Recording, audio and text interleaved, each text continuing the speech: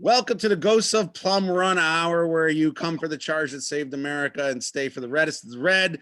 Once more, we have joining us tonight. I am your host, Tim Russo, author of Ghosts of Plum Run, by the way, joined by Jonathan Scherzer, my co-host, and once more this week by David Dixon, the author of the first and only biography of August Willich, radical warrior, German revolutionary to Union general. Joining us tonight, David Dixon. Thanks again, David. Hey, great to be here, guys. So we're going to break this up into two segments. This first segment let's start with the second segment. Second segment is going to be the better one. We're going to talk about women of 1848. We got a few surprises there during that segment. But this segment, we're going to talk about August Willich's ties specifically to Ohio, as an Ohioan in Cincinnati, and specifically with regard to John Brown. John Brown was hanged while August Willich was an editor of the Cincinnati Republicaner. And David, start with that. How do you think Willich first became aware of John Brown? Yeah, that's a very interesting question. And it's something that even though the book's already been published, I continue to search for more clues on this because there are a couple of interesting connections. First of all, Brown, as you may know, spent a lot of time planning how he was going to employ these guerrilla tactics in America, in Kansas, and then, of course, later in Virginia. And in 1849, John Brown actually traveled to Europe, and he met with several revolutionaries from the European revolutions of 1849, mostly in Italy. But of course, which ones in Italy? Which ones in Italy? Yeah, I don't know. I don't know precisely who he met with over there, but he did study their tactics, guerrilla tactics in specific, and of course, Willich, as you know from reading the book, had ties to Garibaldi and Mazzini and the rest of the Italian revolutionaries. So again, it's really interesting when you're back in the 19th century, seeing how small these radical political circles actually were and how much of an international flavor they had. So Brown was more of an international type of revolutionary, right? So he came back to Ohio. Of course, Ohio was where he spent most of his boyhood in the state of Ohio. He lived various other places, but Brown was also the other interesting thing about Brown is his drill master was an English ex-soldier by the name of Hugh Forbes. So Hugh Forbes was the man that John Brown hired to train his revolutionaries, if you will. Well, the first letter that we have from August Willich when he arrives in America in 1853, only a week or two after he arrived, one of the first people he met with was Hugh Forbes. Now, I cannot prove that there's any connection at all between August Willich and Hugh Forbes, but it is interesting that was one of the first people he met with. So, and certainly Willich had a tremendous amount of sympathy for the violent actions of John Brown. And this would have been, of course, in direct opposition to the vast majority of Ohioans who were aghast and right. Considered Brown to be in what we would call today a mass murderer, a terrorist. So do you think he was aware of John Brown's actions in Missouri and Kansas? Oh, certainly. So Willich would have heard of that. Is there any evidence that he wrote about any of that in the Republicaner? He did. He wrote extensively about that. So he was very much in sympathy, not only with Brown, but as I think I mentioned in one of our earlier sessions, with most of these revolutionaries that were taking violent actions to overthrow the princes of Europe. For example, when Orsini tried to assassinate Louis Napoleon. So here's an Italian revolutionary who who wants to assassinate It's the always ends emperor. up in Italy, doesn't it? It's somehow or always some Italian angle. Hey, Didn't they throw a bunch of bombs like a game of Mario Kart? They did. They actually recruited a number of people, and there were 4 or 5 people that went over to France and Paris under assumed names, and each of them had what came to be known as an Orsini bomb. So this was an incendiary device that I forget who developed, but anyway, they had these rudimentary. Orsini, perhaps Orsini developed it. Yeah, perhaps so. So anyway, there and actually in our next segment on the women, I'll bring you back to Orsini again because Orsini has some intimate connections with some of the revolutionary women we're going to talk about. So again, very very small circles, and Willich and most of his revolutionary compatriots were very much behind, if not collaborating with Brown, certainly in sympathy with him. So he would have known all about John Brown before the raid. Absolutely. And then, so the raid happens. Right. Is there anything that Willich reports in the Republicaner, talks about before the trial, before he is hanged? There's not too much before the trial, but of course when things heat up and Brown is convicted for crimes against the state of Virginia and then sentenced to death, there is a period of time, I believe it was about 6 or 7, 8 weeks, where Brown is awaiting execution, and there are all kinds of plots to free Brown. One of them supposedly was going to be led by John Brown Jr., who was living in Ohio at that time. But another interesting thing I found recently was a letter from some of the Brown's co-conspirators, the Secret Six, if you will, in which they mentioned that there were over 100 Germans in New York that were standing ready to rescue. So of course I'm desperate to try to make some connection there and see if Willich knew about it. And if he did, he certainly wouldn't advertise it. Yeah, but he certainly wouldn't have talked about it. I mean, you have to draw the line somewhere. And if he knew about it in advance, he certainly wouldn't have talked about it. But none of those. I mean, he's a smart guy. He's not going to spill the beans in the newspaper about who he's talking to between him and John Brown. You know, I mean, it's fascinating to think about. There must be some evidence that they communicated in this period, or at least some German contact between Willich and this, what was his name? The English dude in New York.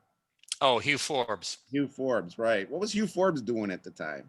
So Hugh Forbes was an adventurer, right? So he was one of many men like Willich who basically committed the balance of his adult life to righting what he saw as the wrongs in society and helping establish democratic republics throughout Europe. So there were so many people like this, and like I said, I guess the thing that surprised me most about Willich was the depth of his commitment. But as I've gotten to know more and more of these revolutionaries, many of them sacrificed basically everything for these ideals, and it's kind of inspiring. So okay, so we get to the hanging or the end of the trial, and what we're going to do here is, if you're just listening, now is the time to check out the video, because what we're going to do here is we're going to share a screen of a person involved with our story. And go ahead, introduce them. Introduce them, Dave. I can't see the the image. You just start talking, and I will dramatically. Oh, very nice. Okay. All right. So let me give you a little background. So for your viewers, okay, because when we think of this time before the Civil War, we think of these border states, right? And when we think about the border states, the slave border states, we mostly think of the southern border states like Kentucky, Virginia, Maryland, the northernmost states that held slaves. But really, Ohio, Indiana, and Illinois, those were also border states, right? And the southern parts of those states were settled principally by families who had owned slaves in Kentucky and Virginia, et cetera. So it's a very interesting dynamic. So you take a state like Ohio is really an interesting dynamic, right? Because Southern Ohio is populated by many people whose families had owned slaves, who have deep economic ties to slavery in the South.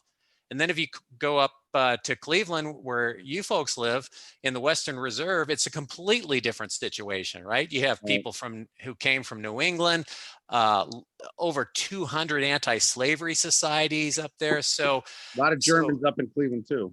absolutely. So there was a politically, there was a big division between Southern Ohio and Northern Ohio, or Southern Illinois and Northern Illinois. So Cincinnati at this time, in the late 1850s, there's about 115,000 people in Cincinnati and about 3,200 blacks. So it's a large, one of the larger free black populations And in here America. is one of them. Right. Okay, so I want to introduce you to Peter Black. Excuse me, Peter Clarke. Whoops. Yep. It's Christmas. Everybody gets forgiven.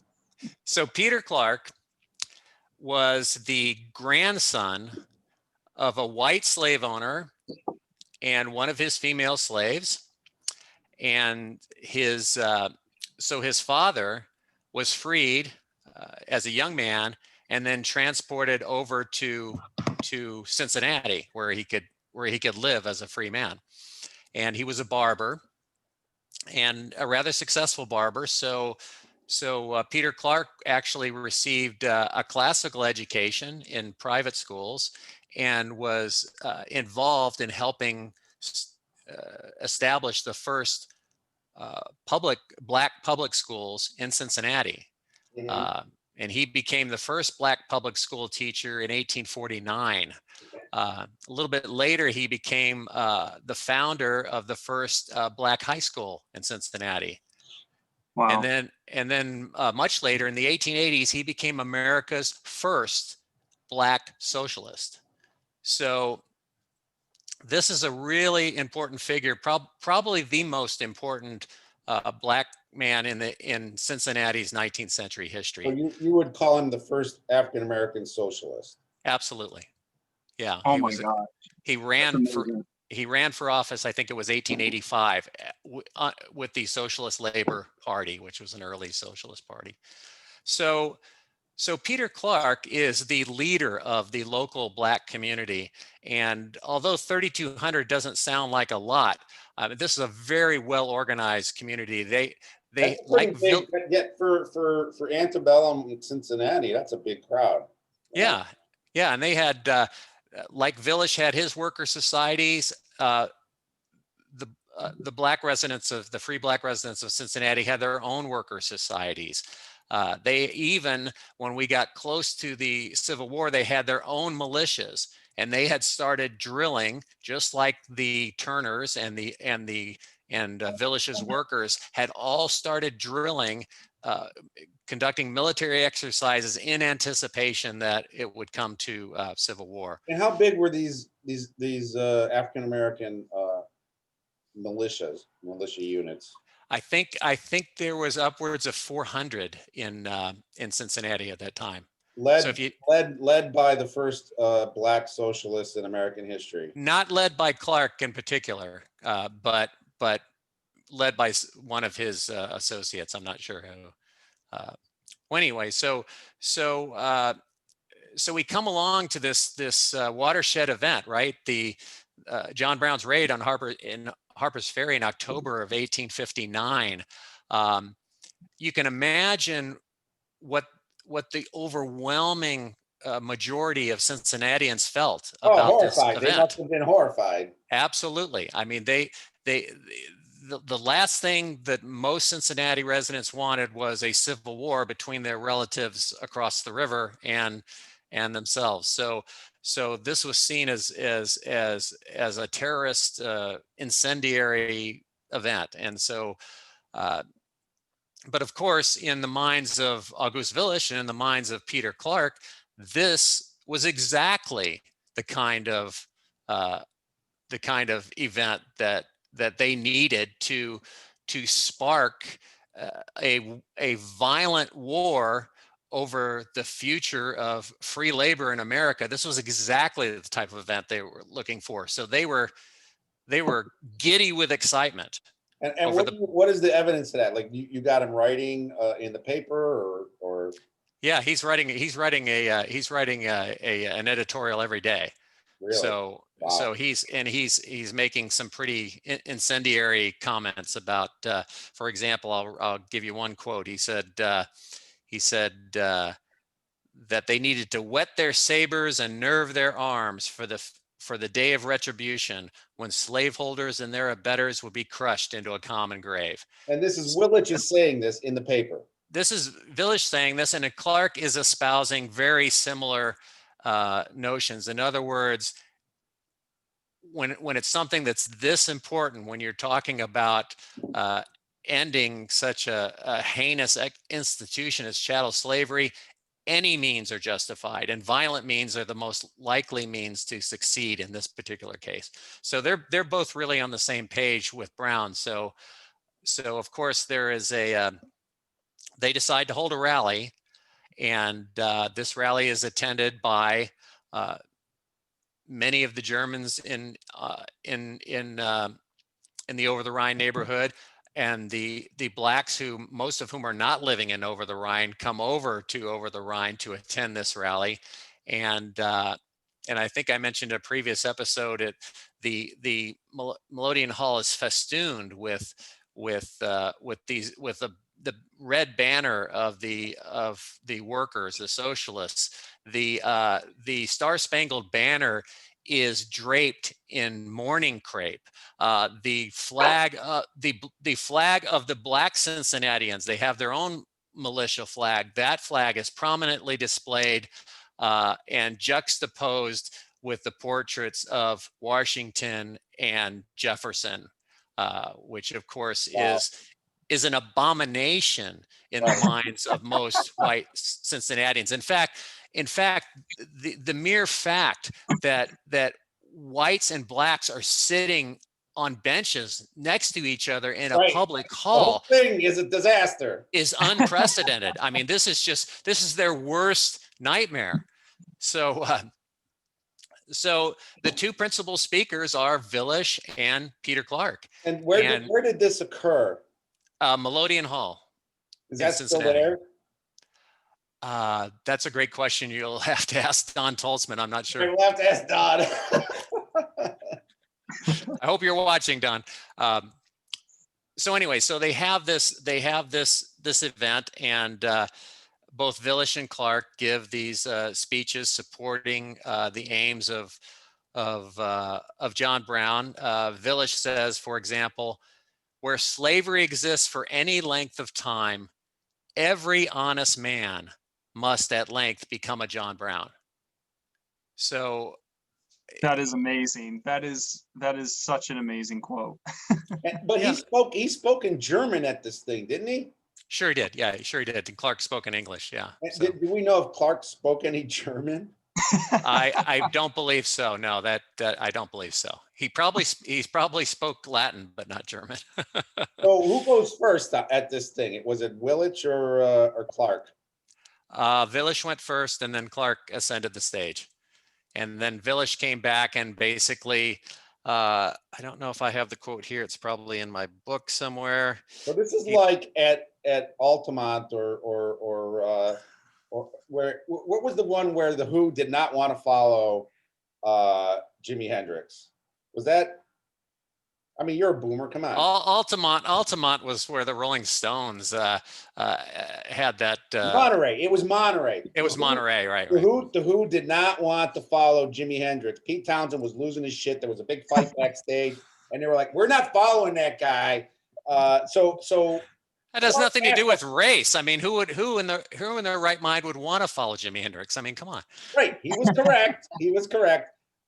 So which one do you think? So how was Clarke's speech after Willich gives the stem winder in German?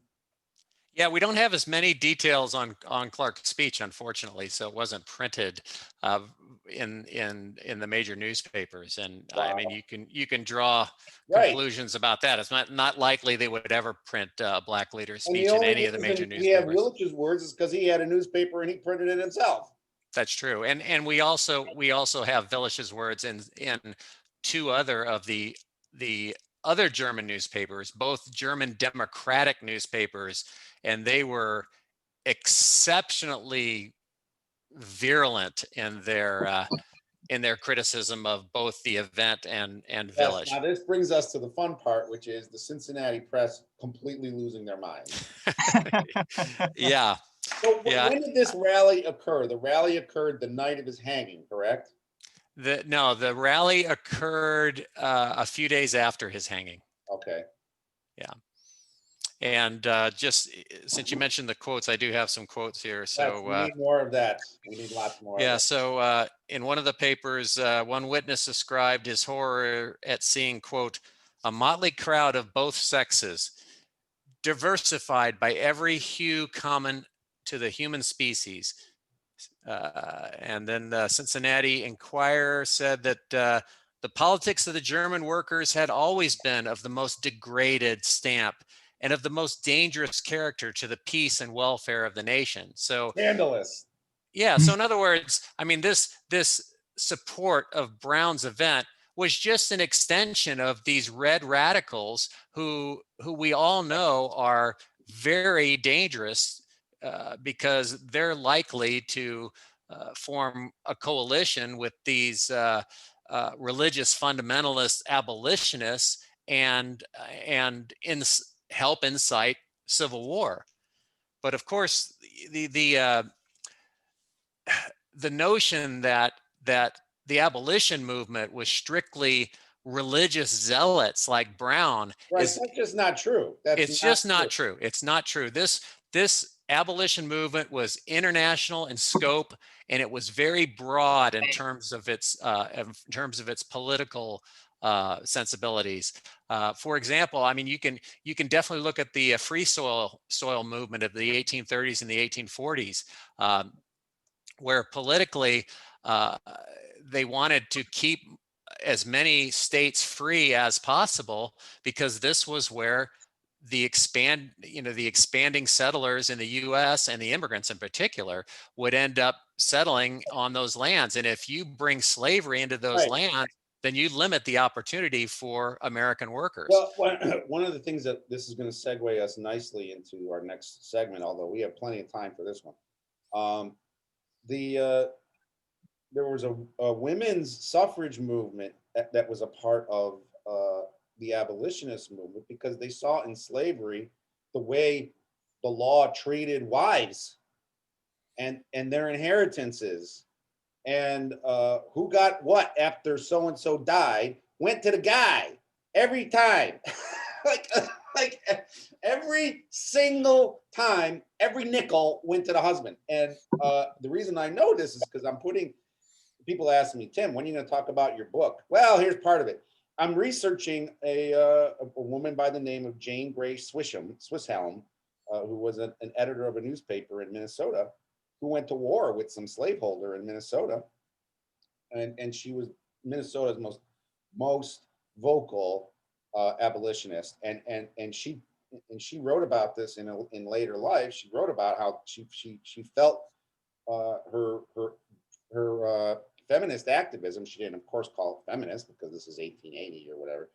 She felt that she drew energy from her experience as a woman, drew her closer to the cause of abolitionism. And so abolitionism was not this religious zealotry that we have been told it was for our entire lives. It was cross-racial. Look at this guy. I mean, this is Peter Clarke should be known throughout Ohio at the very least, right? Is another one of those things where you're like, why don't I know about this? Because you haven't read Nikki Taylor's biography of him. It was written, I think, about 8 or 9 years ago. I think it's called Peter Clarke, America's First Black Socialist or something. So this rally happens. This rally happens.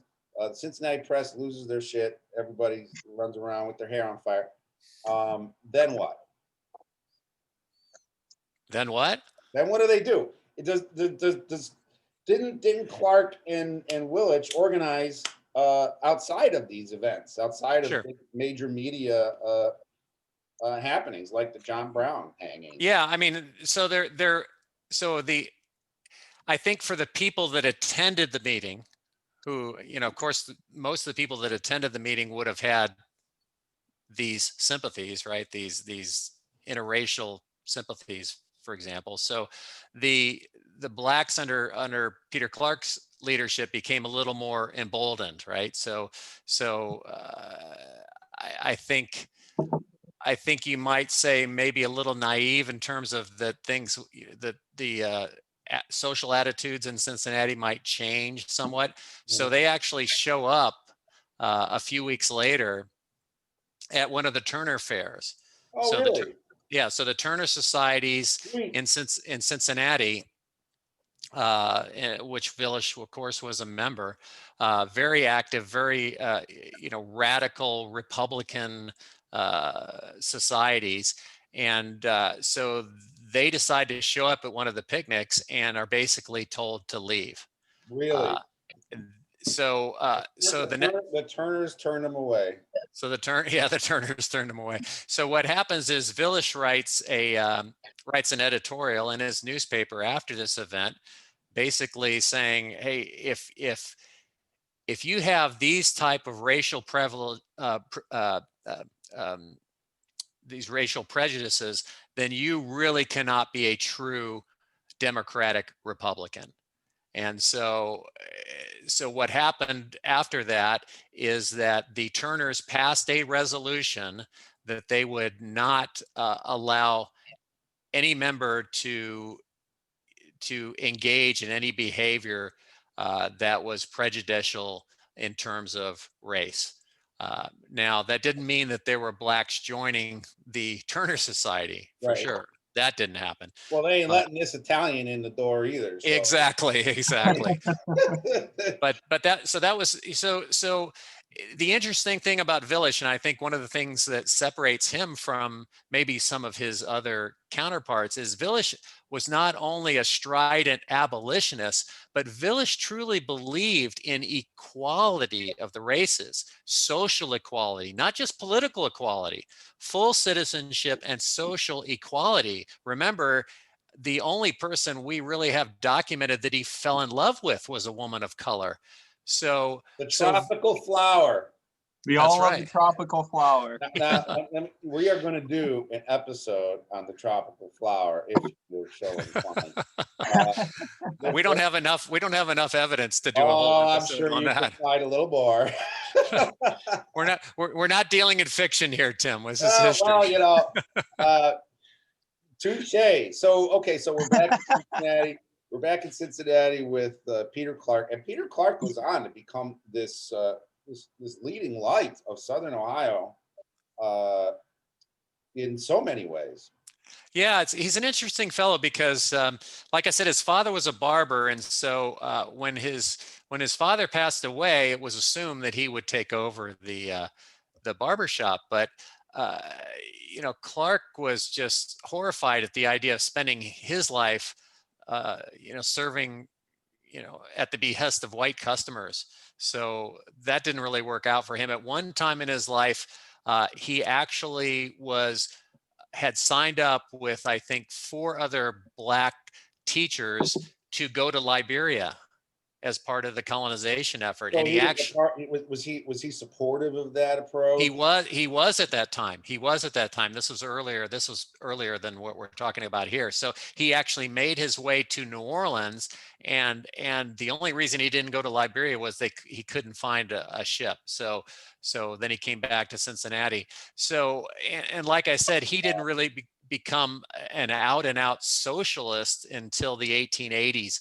So I mean, at least in my uneducated reading of this man's life, he seemed to be so frustrated with all of these different avenues that he could possibly take, that he kept Right. trying new avenues to try to find the one that worked for him as a black man in a white man's world. Now, David, do you find any evidence as to his religious inclinations for Peter Clarke? Oh gosh, that's a good question. I wish I could answer it. Because I don't recall. Okay, because I'm thinking, did he have relationships with? Oh, I do recall. I do recall. Unitarian, definitely I Unitarian. was. That's exactly what I was going to bring up. Was he in contact with this same Unitarian preacher in Cincinnati that Willich was? Yeah, Moncure Conway, definitely. Yeah. What was the extent of that? Like, was he part of his congregation? Did they allow black people into that congregation, or? I'm not sure about that. So I haven't studied Conway enough and his church to know. I mean, of course, Conway eventually gets kicked out of Cincinnati, right? Because Conway becomes enamored with the German rationalists in Cincinnati. So the free thinkers like Willich, for example, who are at the very least free thinkers, and many of them actual non-believers. So he starts to question some of the dogma. For example, he questions whether Jesus was the Son of God. Now, and when he makes that, Clarke does. Yes, no, not Clarke. No, Moncure Oh, right. Conway, the Unitarian preacher. So when Conway makes that assertion on the pulpit, that splits the congregation in Like two. that's the end of that. I mean, yeah, you can forget Yeah, it. exactly. Yeah, half his congregation leaves, and then he's booted out and ends up in Boston, I think. Was this Conway at the John Brown rally? Do you have any evidence? He was. He was at the rally. He did give a speech at the rally, but he would not go as far as Willich and Clarke in advocating for that type of he wasn't violence. He wasn't wetting no saber. He was not going to. No, he was not. No, he drew the line there. So, but of course he was the way he expressed himself, he was somewhat conflicted, right? Because he believed in the cause. He just couldn't bring himself to agree with the method. So Willich holds the rally with Peter Clarke and this other guy. What was his name again? Moncure Conway. And then Willich hangs, or Willich hangs. Thank God he didn't. Brown hangs, and Brown hangs, and the Cincinnati press loses their minds, and then this is October of 1859. So then December of 1859 when the rally occurs. Yes. December of 1859 when the rally occurs. So then the next year, it's a presidential election. Right. And Willich is still connected to Clarke and the other guy whose name I always forget.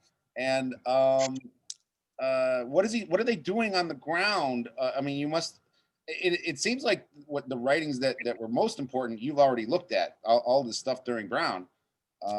What about afterward? Yeah, so Clarke, so obviously Clarke's not doing much because even though he is a free man, he does not have the franchise. So free blacks cannot vote in Ohio at this point. So they're not involved in the political process at all. But he's doing something, right? They're still like, he tried to get into the Turner Hall and got told to get the hell out of here. Right. That was pretty good activism. I mean, if in a pre-Gandhian sense, that's exactly what a Gandhian would do. He would walk right up there, he'd dare you to turn him away, and then he gets August Willich to kick your ass in the newspaper, and then you're going to do it. Exactly. Yeah. So it seems like Clarke had a good head on his shoulders. Instinct. He had good instinct for these things because he saw Willich, the Germans, as allies in this struggle. Yeah, I think that's a really good point, Tim. So, it really brings up what I think is something that's relevant today in terms of this intersection between race and class, right? So So ultimately, of course, Peter Clarke has to be most concerned with racial issues, right? Because I mean, he comes from, you know, a slave background, and I mean, his behavior and his rights are strictly circumscribed by the black laws of Ohio. So he's all about race. Well, you know, Willich is an abolitionist too, but Willich really sees everything through the lens of class. So Willich really sees an opportunity here because in a sense, I think at that point and also today, there are some people who would use the issue of race to try to divide people that should be united based on issues of class. And so I think this is the really, you know, the John Brown abolition issue aside, I think the real potential issue here that never comes to pass because then you have the Civil War, but the real potential here would be for interracial collaboration in labor advocacy, right? So I mean that's because the recent German immigrants and the free blacks are both at the bottom of the pile. Right, but during the Union Army, they're half of it. Well, they're not half. Well, yeah, they are half. Yeah, you're correct. Collectively together, they're half of the Union Army. Exactly. So what really did happen here is Willich was right. He was right to celebrate John Brown as this glorious lightning strike from the heavens to create such a revolutionary force. 1 million men under arms, half of whom are immigrants and blacks. And I think, you know, the takeaway for me of the story of Peter Clarke and Willich is that they both sort of understood it at a very grassroots local level, even, you know, specifically Ohio, Cincinnati, over the Rhine, which is a nice neighborhood. I've been there. It's very nice. Yeah. It should be something we know about the left in the United States, is that not only was it there, vocal, spectacular, great stories, all the rest of it, they ended up being half of the Union Army.